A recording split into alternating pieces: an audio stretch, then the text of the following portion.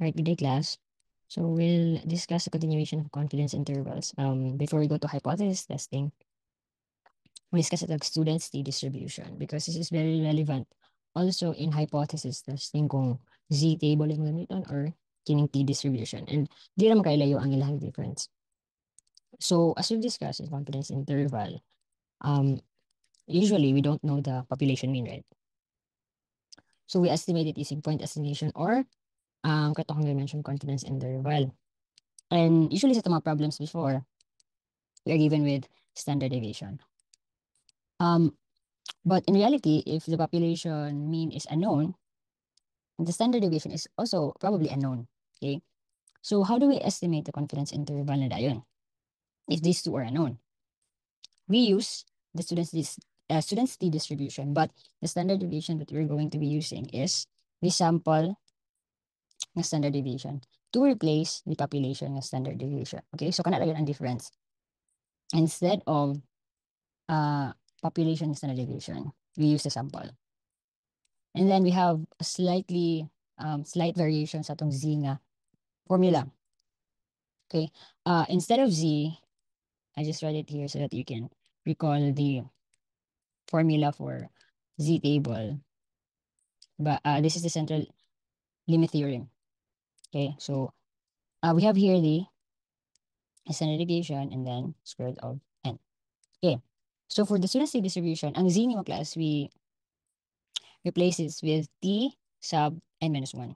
Okay? Later na ako na i-discuss. And then, we have here, kani, we replace it with s. Kana agad ang difference.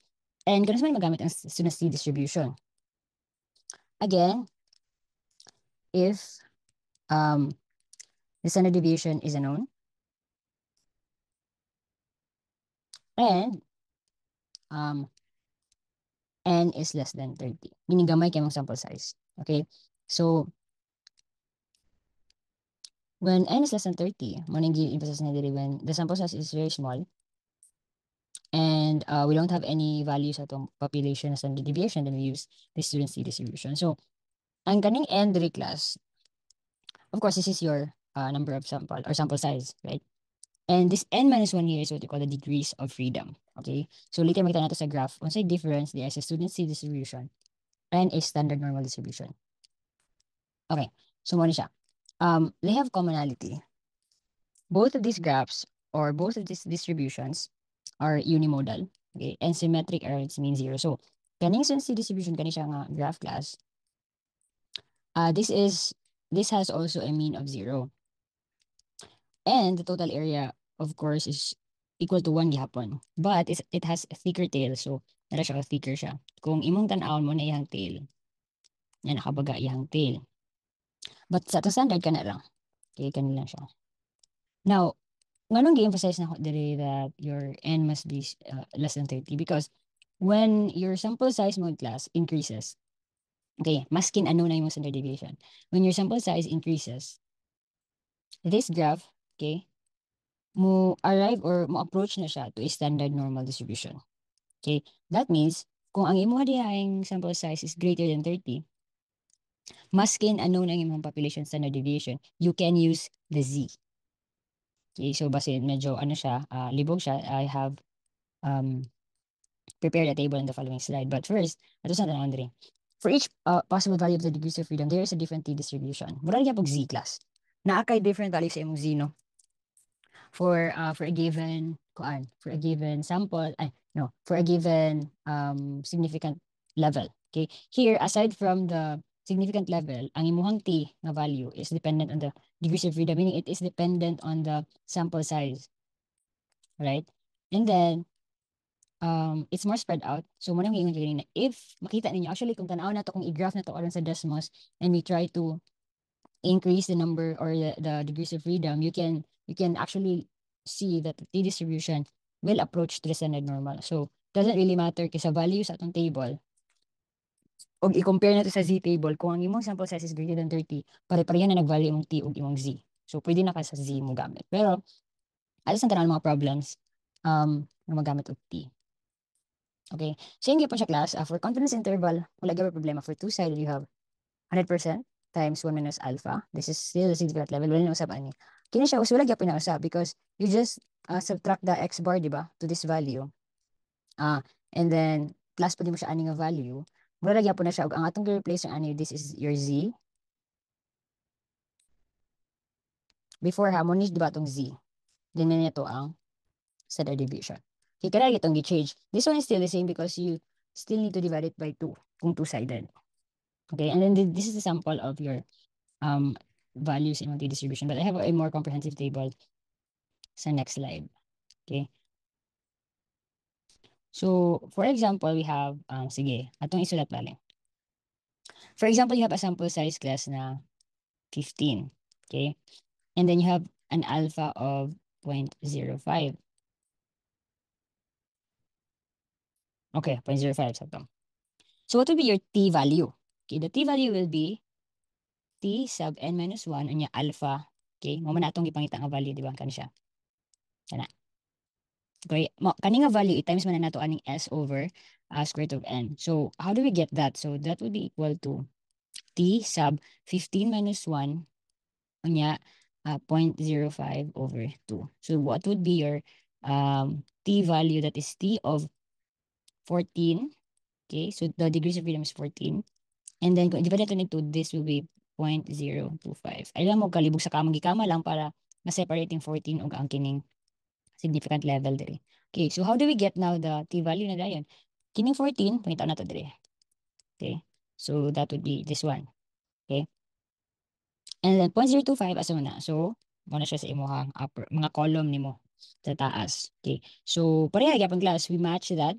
So we get this value. So that is your t-value. That is 2.145. Mo na din nimong i-times later sa kana.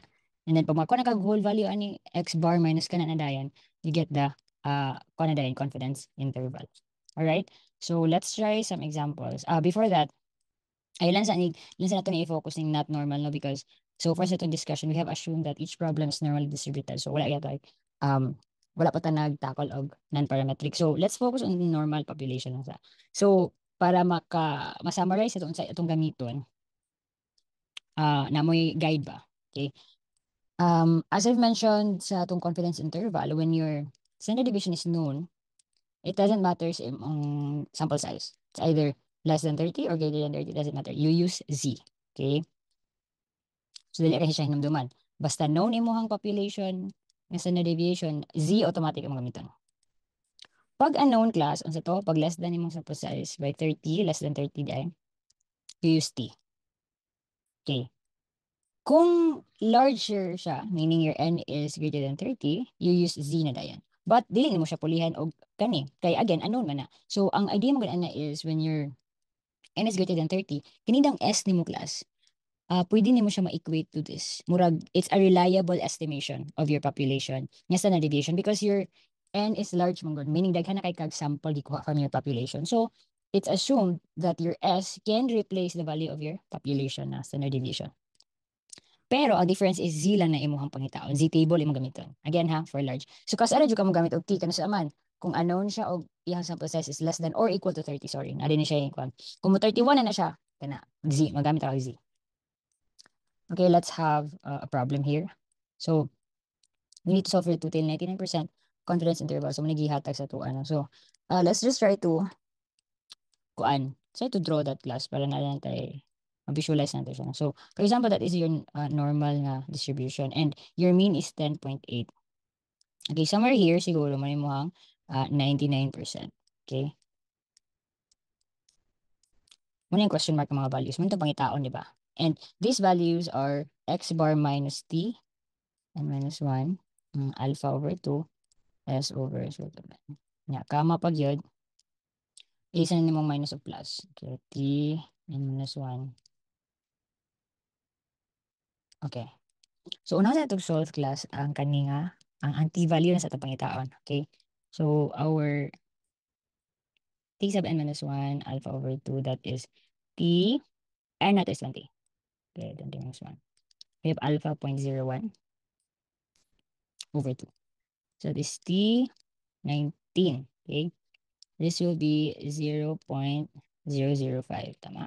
Okay. So, pangitaan na to, the degrees of freedom is 19. Ang significant level na to Kaya na-divide pa man by 2, so 0.005. So, na ako i-copy diri sa tong table. Right. Kung naging circle lang tayong class. So, we have here 19, degrees of freedom. I've also attached this table sa itong lecture nga folder. We have here, the probability lang yun siya, no? The area, 0.005. So, the value of our T is 3.174. So, sulat lang natin na class. 3.174. As our T value, so meaning atong interval class is, diretso na ko sulat 10.8 minus 3.174 na i-times na to og S, 2.9. Square root of 20. Tapos, that will be 10.8 plus 3.174, 2.9 over square root of 20. Doble na. Wait lang class. Kulang ko og close parenthesis. Okay. If you solve this, solve ko isang calculus ganina. Wait lang ha. Okay, this will be, isang value ganina. Nawala ang minus class. Dali lang ha. So, ang plus na to is actually kaning, ang plus na to nga value is 12.858. And then, ito lang yung isa. Okay, we have 8.742. Okay, so this is our confidence interval, no? 99% confidence interval. And again, of course, dito gamiton not just because mo na itong i-discuss karon, pero because ang ato ang gihatag sa ito is the sample nga sample ng standard deviation, and your n is less than 30. So we have 20 lang ang sample size. So meaning these values here are